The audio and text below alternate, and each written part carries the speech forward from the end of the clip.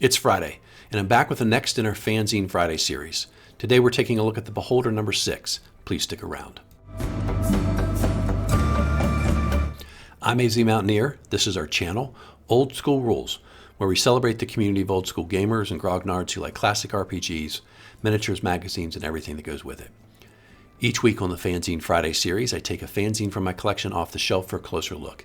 Today from September of 1979, this is the Beholder number 6. Hope you enjoy the video. We're continuing our look at the fanzines put out from the UK.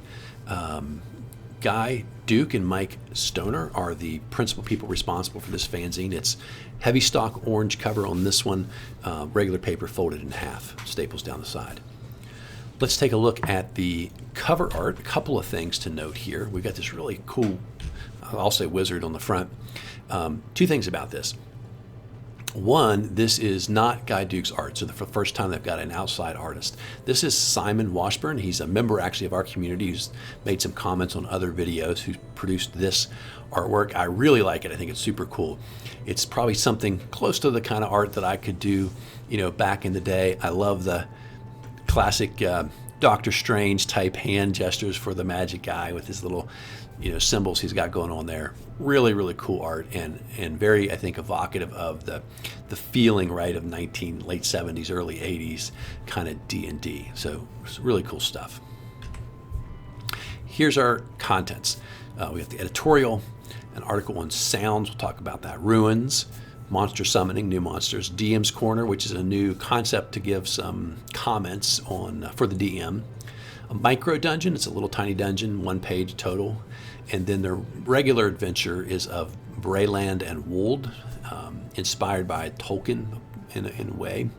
A letters column, which has been some time coming. They said a lot of people sort of wanted it, and they've decided, well, we'll give it a go, but it's not going to be necessarily regular. Info, which is just some miscellaneous information on the hobby.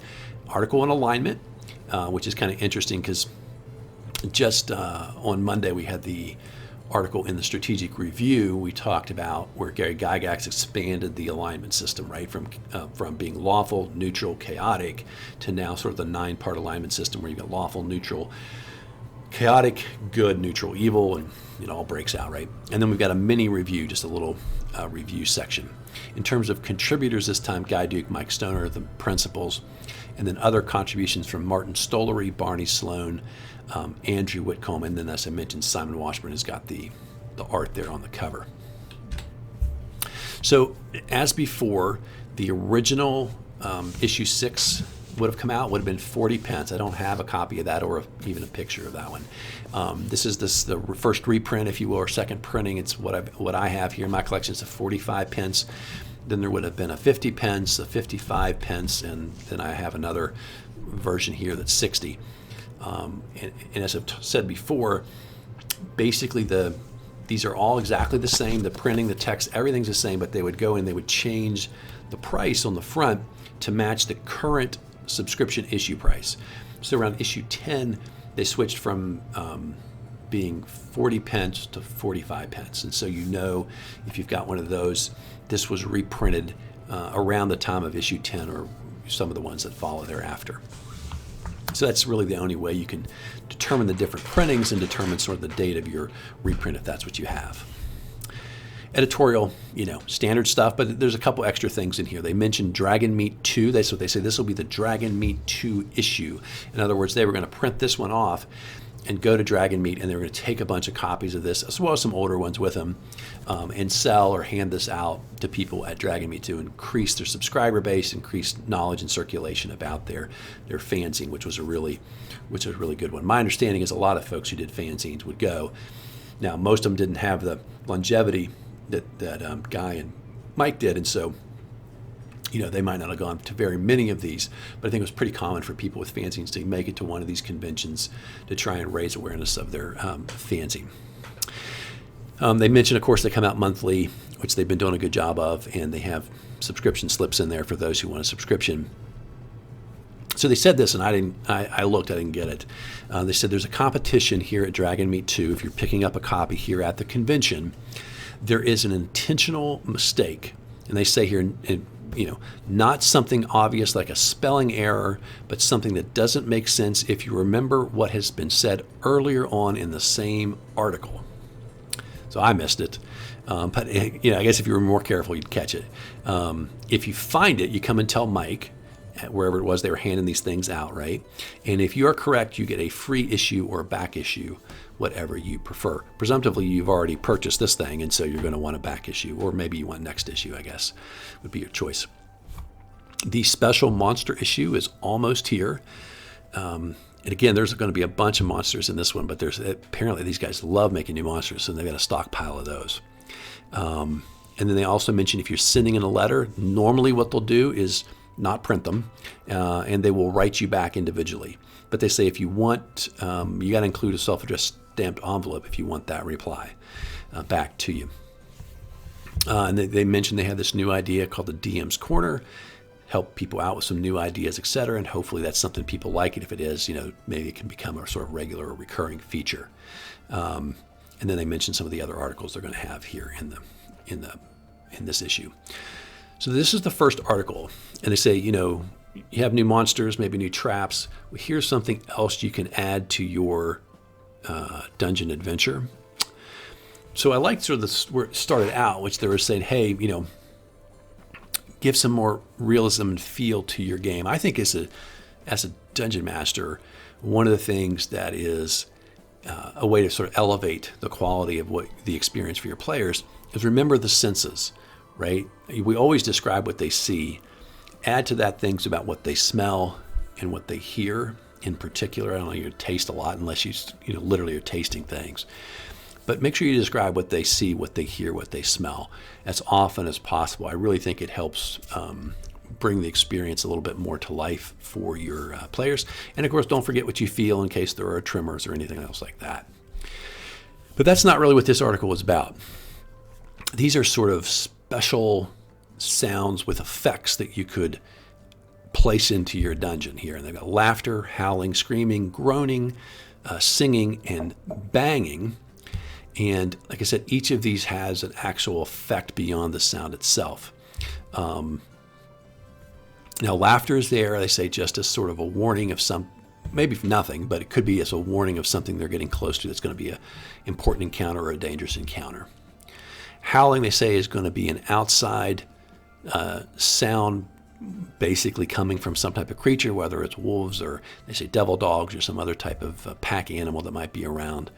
But what they utilize it for is they say this howling, when they use it, they'll wake the entire party up from their sleep. So it disrupts the sleep of people who are just trying to rest, recover hit points. It disrupts your spellcaster's ability to get their 8 hours or whatever sleep that they're trying to get, etc. And can be a way to sort of mess with the party and in an indirect way weaken them because they're not going to get that rest. And they say if this goes on for several days in a row, if it's an outdoor campaign, you might even consider sort of lowering or adjusting down the, say, strength reaction, dexterity reaction, constitutional reaction. In other words, lower the adjustments they get for good stats, or maybe even take them down to the point that they lose their positive adjustments, or even end up with negative adjustments.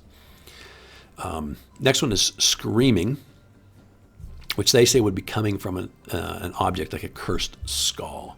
And it's just a blood-curdling scream. But in this case, it's magical, and everyone who hears it saves versus magic or is forced to flee. Basically, it's sort of like the effects of a fear spell. They say you might drop what you have in your hands and so forth. I don't know about all that. And then, of course, if you survive the saving throw, then you're going to be more resistant to that going forward. Groaning, they want you to have a saving throw versus magic or have an uneasy effect, and it basically going to give you a -2 on your die rolls. Singing, they say sort of like what you might hear from a harpy or other creature that sings. Save versus paralyzation for those who are close to the sword, and you may end up just sort of entranced and stand there and listen to the enchanting singing. But this is, it's not from a harpy; it's just from whether it's a spell or some other kind of magical effect. And then finally, banging, and they mean like a really loud sound going off effectively near whatever party member triggers it that can cause deafness, which of course has some pretty severe effects if the party can no longer communicate. So that's their idea. Then they have an article on ruins, and these ruins, as I read the article, they're basically talking about a small token of some sort made out of gold, or at least it looks like it's made out of gold. And the ruins have different effects, so they're basically like this bunch of magic items. I'll go through them quickly. The rune of lock, so you push this into whatever's going to be affected, and it would sit there for a little bit, and then it would sort of sink in, glow, and then the glow would go away, and then the effect will happen, okay? The first one is a rune of locking, and you push it into a door or anything else you want to lock, and it'll sort of go into the wood or the metal or whatever it's made out of and put basically like a wizard lock on the door.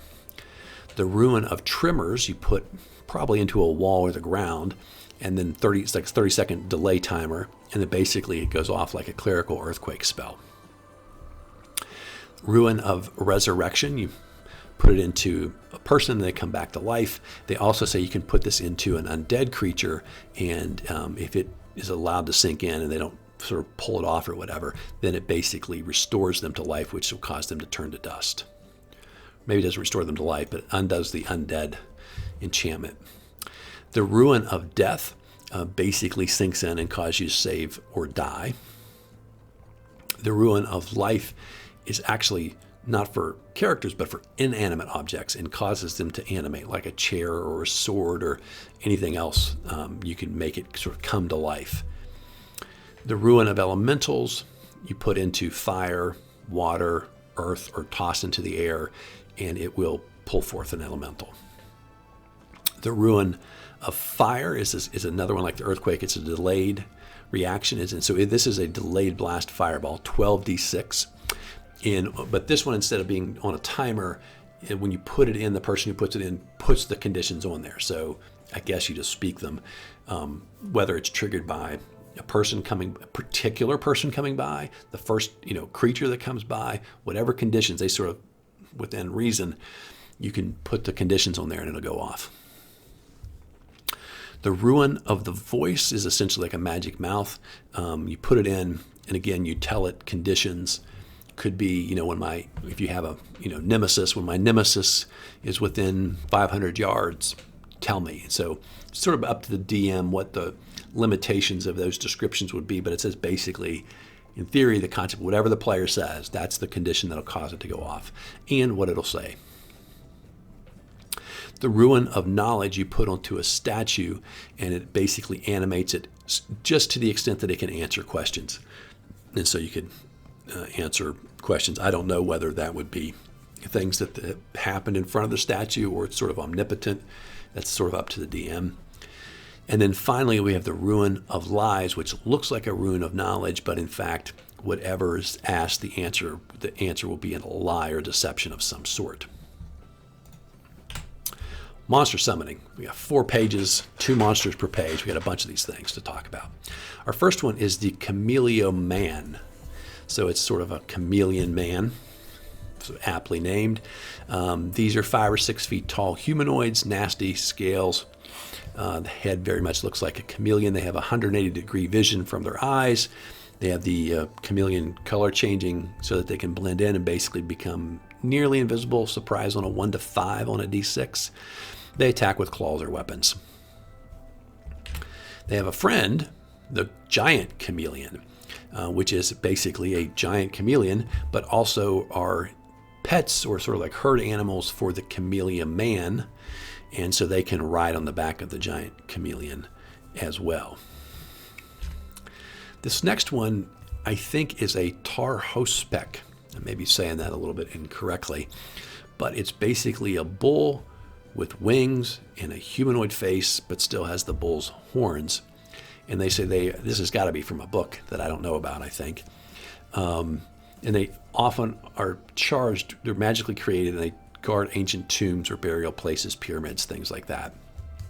This thing is intelligent, it can speak, and they have some clerical spells as well. And again, doesn't need to eat, doesn't need to breathe, and so it's just basically a guardian creature. The next one is a giant snail, and it's basically a really big snail, except it has this cool ability of secreting these bubbles. And the normal version secretes these bubbles, which are acidic, and anything that comes and touches or gets in contact with the bubbles takes 2d4 points of acid damage until they get themselves out of the bubble cloud, if you will. And then there's a special type of giant snail whose bubbles actually harden after a couple of rounds. And so if you get in near the bubbles, I guess you're trying to attack the snail while the bubbles are coming around you. After 2 rounds of that, if you're still there, you're going to find yourself encased inside of a hardened shell and exposed to the acidic effects. And you're going to have to do 15 points of damage just to get out of the shell. And so if you miss your attack or don't do enough damage right away, you're going to take quite a bit of acid damage before you get out. The next one's kind of fun. This is called the Living Hole. And this is a semi-sentient creature, which is basically a hole in the ground, but it's enchanted, and so it can move. And if it hops, then the area that it was in fills, and then where it lands creates a new hole, cylinder in the ground, 10 feet deep. And that's essentially what they want to consume people, because there's some acid at the bottom. And so they will try to jump and get in front of you when you get close to them. If you don't walk into them, which you probably won't because you can see them, they will try to sort of jump right before you step so that they land where you're going to go. You're trying to get you to fall in. And 10 feet deep, so you take 1d6 points of falling damage, and then there's acid at the bottom that does 4d4 points of acidic damage every round automatically until you get yourself out. And as I say, 10 feet, their rule is 10 feet deep. You're sort of not going to be able to get yourself out of there without some help. Then we have mushrooms. And these are basically small mushrooms. They said they're semi-sentient like shriekers, but they don't shriek. Instead, their stalk sort of elongates and they swing and they try and hit you with the head of the mushroom for clubbing damage, doing d4 plus 1. And they say also these mushrooms can be eaten. If they're blue, they'll be full of vitamins. If they're red, they are poisonous. And if they're green, they heal 4 points of damage if eaten. That's it. This one I like. He reminds me of the gibbering mouther, except he has no mouth. Instead, he has these 3 tentacles that sort of look like a horn, but it's more of like the ear funnel. And these funnels, if you will, absorb sound.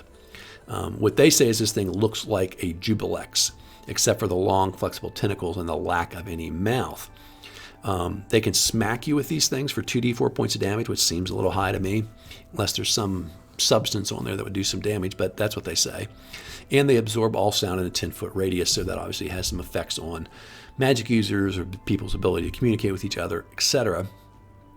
And the more sound it absorbs, the bigger, the stronger it gets. So, for example, they say things like a dragon's roar would add 20 hit points, a shout 5, normal talking 1 hit point every round. And for every 5 hit points they gain, you add up an extra hit dice. They start off at 4d8, but they can sort of go infinity high in terms of hit dice. Doesn't say how long they get to maintain the absorbed sound, whether it's permanent or maybe 24 hours or something like that. It goes away. I don't know. But you can think of lots of places where this could be a really fun monster for the players to encounter. Next, we have the flame spirit. And so the flame, this is showing you a flame, but the flame spirit is sort of this ethereal creature, and it can move around on the prime material plane and basically occupy a flame and animate it.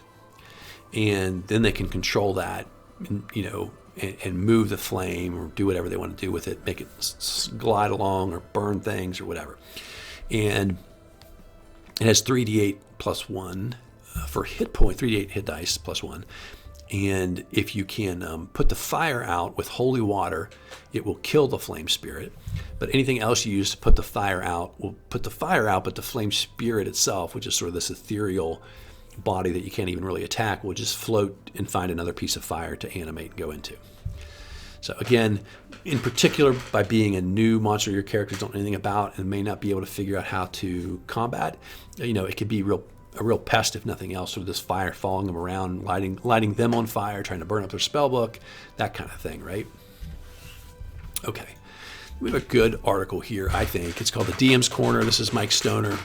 As he points out, rather obviously, the Dungeon Master is essential to the game of Dungeons and Dragons. They should be respected by the players, especially, if players don't understand all the work a good DM puts in order to make the game fun for them.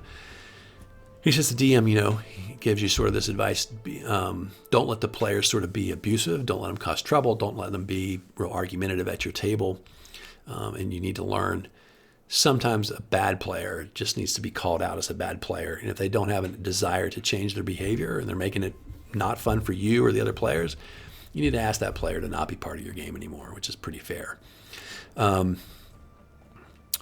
So he thinks back to some of the early mistakes in games he's played where things either, like he said, he had a black dragon on the first level, so he has monsters that are too tough for the characters, right? Or he gave away way too much treasure for, one goblin guarding a lot of treasure. Those kind of things that were sort of a little too out of whack. One of the things he encourages is a dungeon that makes sense, right? Where what monsters are there makes sense. What monsters near other monsters make sense, and that kind of thing. And he says, for example, take a look at the giant series modules that Gary Gygax did, and those areas that are drawn up on the maps all make sense, what's where and why it's there, and that kind of thing. Here are his suggestions. When you put together your dungeon, make your levels vary in strength. The deeper you go, the harder it should be. And get your monsters sort of on the right level, and don't throw a dragon onto the first level. It's the mistake, for example, that he did. Give your entire dungeon some type of theme and background. And in the process of you thinking through it, it'll make it more interesting to the players, and it'll help you make the dungeon make sort of more sense in terms of decisions about what you decide to put there and why. As he says, the sort of original concept of the zoo, where it's just every door there's a monster just sitting there waiting, and then you fight it, or there's a trap there waiting for you to figure it out, is kind of something a lot of us did very early on, but it's not really the great concept for dungeon design, which I think is probably true. Don't be too soft. He says, if a party, and this is the key thing, if the party is playing stupid, like someone says, hey, this will summon Demogorgon, and they decide to read it, he said, let them have it. Don't rescue them from their own bad mistakes, but also don't put in things like the killer traps and things like that, because that's not fun either. And so he says, if you have something that's particularly dangerous, whether it's a really dangerous monster or a killer trap, he said, he thinks in fairness there should be some warning, whether it's don't go that way, or something said, or something that can be read, or something on the wall that is a clue that could let a clever player figure out what the warning is about, and maybe prevent them from stepping in it or causing it to kill the party. Idea number 4, remember that any sentient monster also is interested in staying alive. And so most creatures won't fight to the death if they can escape, if they're intelligent. Some won't even want to fight at all. And so make sure you remember to have them play that way in the game. And finally, number 5, he says, remember, this is a game. The idea is everyone should have fun. Doesn't mean that somebody won't have their character killed now and then. It doesn't mean that you, in his view, that you have to kill someone's character just because the dice roll a certain way. But at the same time, occasional death and the real threat and worry of death is something that is positive to the enjoyment of the game, because it creates some real sense of tension or drama. Okay, so then he's got a second set of suggestions. Rules and issues that you should cover with your players before the game starts, really like at the beginning of the campaign, right? Not every session, but these are things you want your players to know about your world and your rules. Some of this stuff I never even thought about limiting, but I know some people do.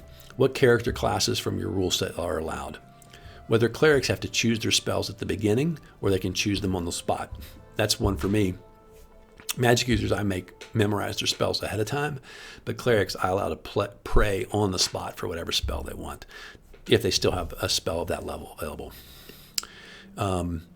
If you're using critical hits, fumbles, instant kills, any kind of variations on the combat system, you want to be clear about that. Same thing for fumbles or spell failures, etc. Use of poison, is it allowed, by whom, and how does it work? In alignment, how do you use alignment? What happens if somebody doesn't play to their alignment? the availability of spells or magic. Can you buy scrolls at a local shop, potions at a local store? People should know the sort of presence or availability in the marketplace, if you will, for magic items of any sort. How do you calculate experience points? Is it by the book?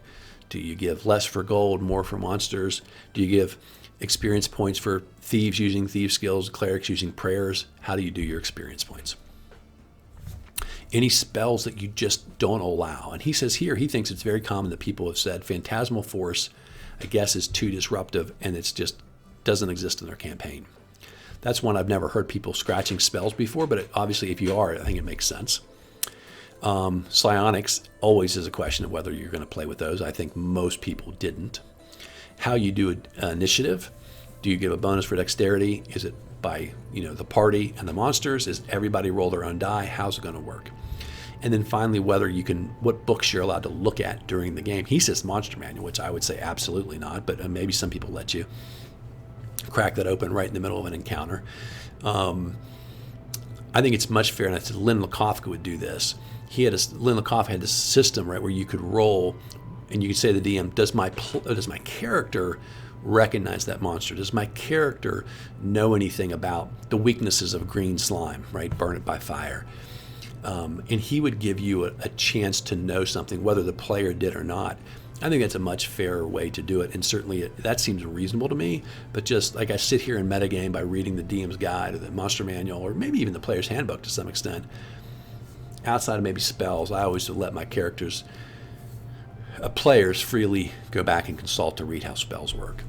Anyway, so those are his tips on things you want to do, and then he has a little sample here of the narrative, right, where he says, this is what I said as the DM, then this player said this, then this player said that, and he just goes through about a page and a half of a session, so you could sort of get a feel for what that was like. And then after that's over, he sort of talks to you about what they said and why he sort of gave the rulings or the responses that he did. Really good article. It's 3 pages. It's a lot of really good stuff packed in there. This is super fun. This is the micro dungeon, and that's it. That's the entire dungeon. But I like these little, as I've gotten older, I really like these small dungeons. Like, for me, it's oftentimes, a cavern or something like that, but just a small encounter, just enough combat, just enough information, treasure, risk, whatever. They don't all have to be sort of, giant multi-level mega dungeons, I think. Especially if it's part of a campaign where there's more of a story going on. And these investigations can be contained so that you don't end up, for example, a dungeon that takes 5 sessions to get through. So this is a really simple one. You've got some kobolds in here.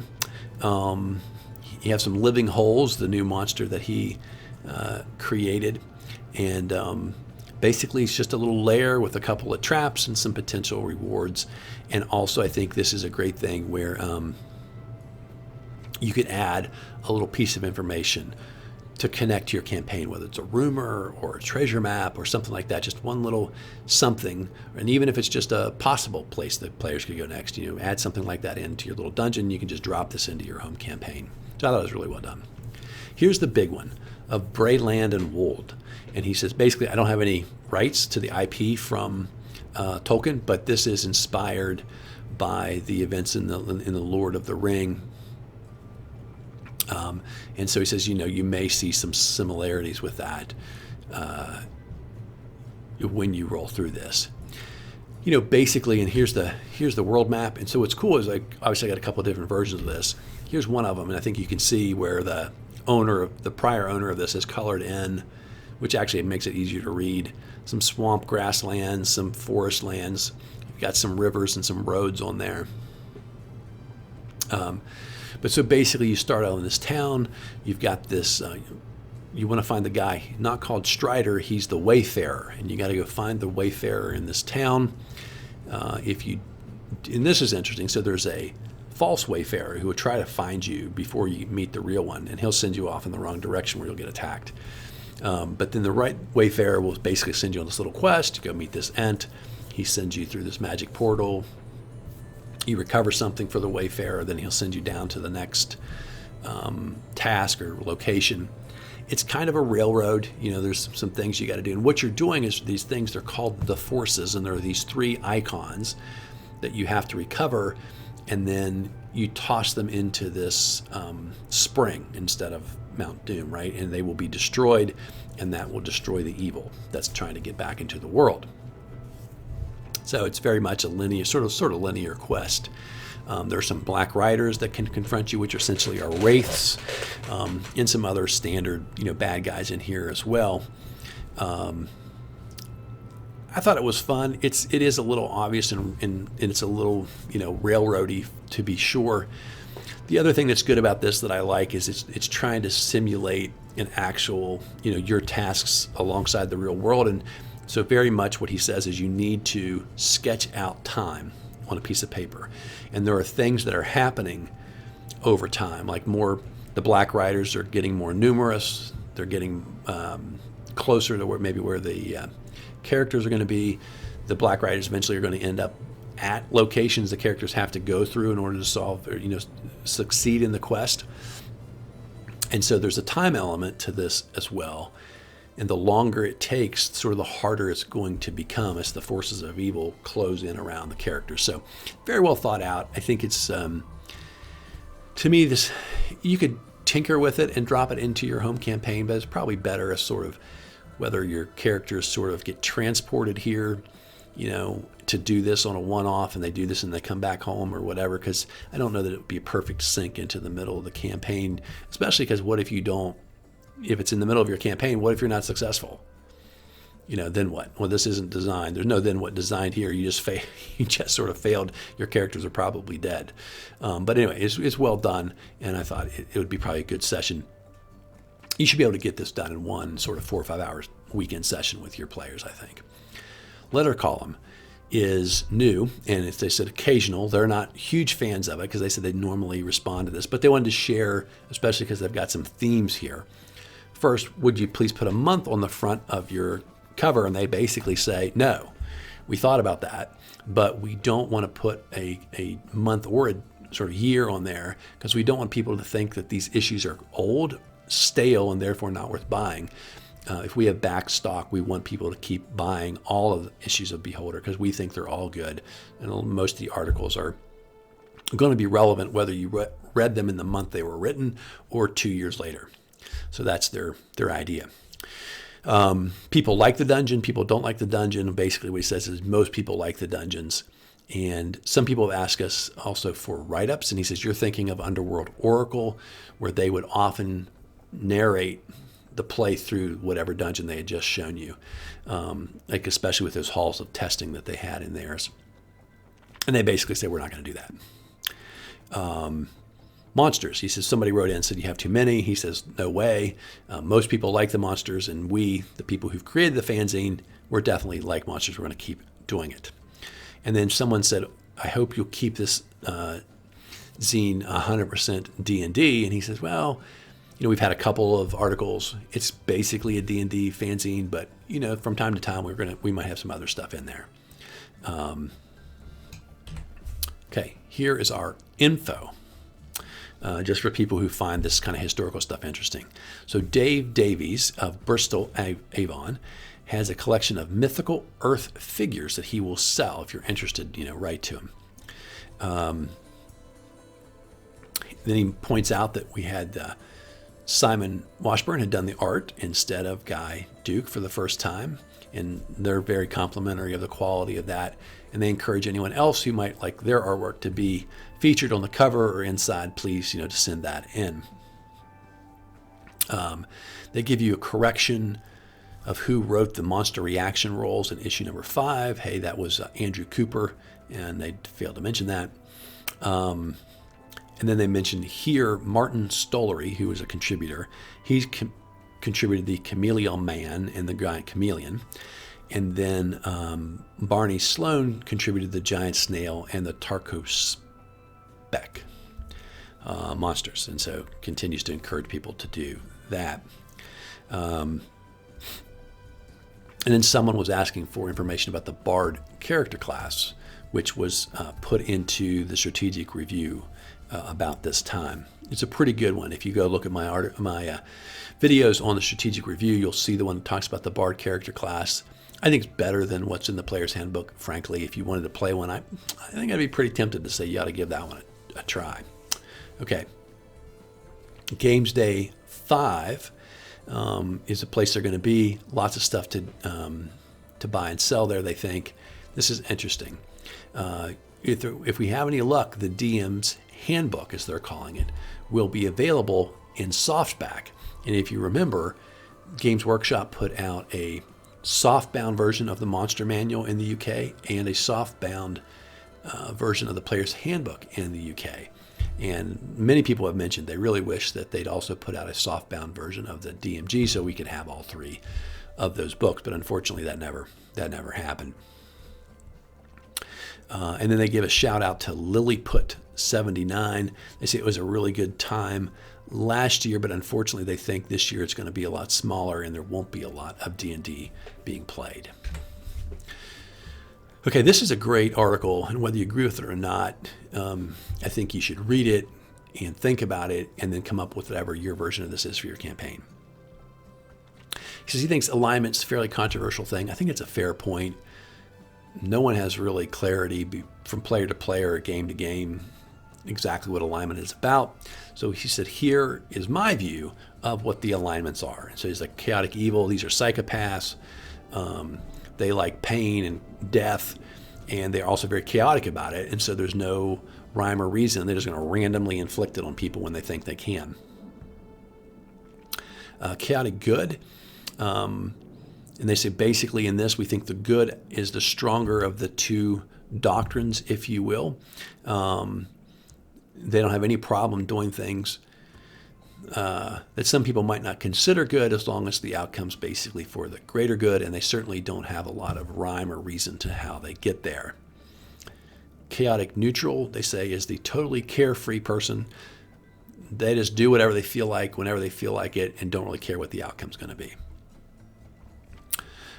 Lawful evil is in favor of advancing the cause of evil generally, but they're organized about it and they plan it, and it's something they're trying to do very intentionally rather than just letting evil loose on the world. And so that's why they say they will be good in order to do evil, if that makes sense. Lawful good, he says, probably the most sickening of all alignments. These are the goody two-shoes, the nice guy, kind, friendly, all the things you hate, apparently. But again, this is obviously the paladin. And so that's probably the one alignment I think most people have the most clarity around. Lawful neutral is someone who doesn't really care whether it's good or evil. He just likes to have his world ordered.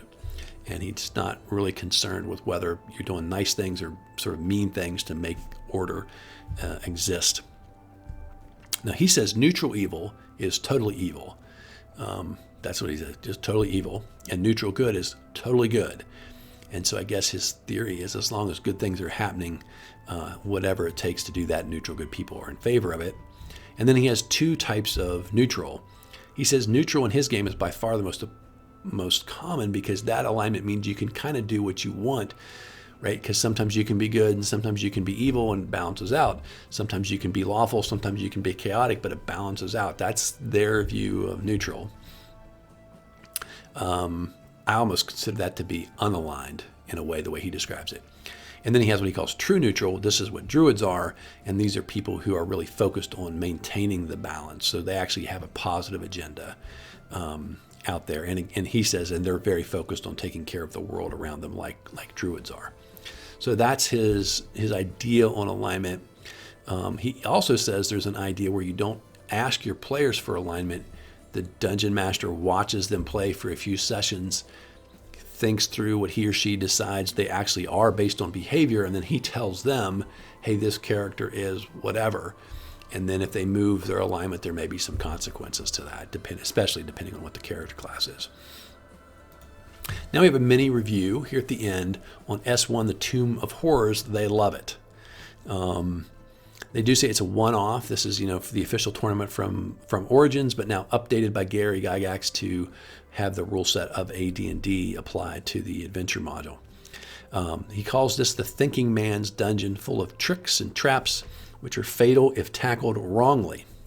The number of monsters is small, but those who appear are powerful, although characters of the level to go through this should be able to handle the monsters if they play smartly. And of course, there are some rolled up pre-generated characters you can use for this module if you want. The only thing he doesn't like is the map, because he said it's hard to read. So, big praise for one of the classic adventures from the early days of AD&D. That's the back page, advertisement information, subscription, copyright, information on sending in contributions, and contacts. So that is our look at the Beholder number 6. These are some fantastic, for my money, these are some fantastic fanzines. I love everything about their approach of what it means to put together a fanzine. They've got all the right stuff in there as far as I'm concerned. Hope you guys are enjoying the channel and this video series on the Beholder, and I hope you're subscribed. If you have some friends who might enjoy our content, please send them our way so they can be subscribers as well. Have a great weekend, and until next time, my friends, keep rolling 20s.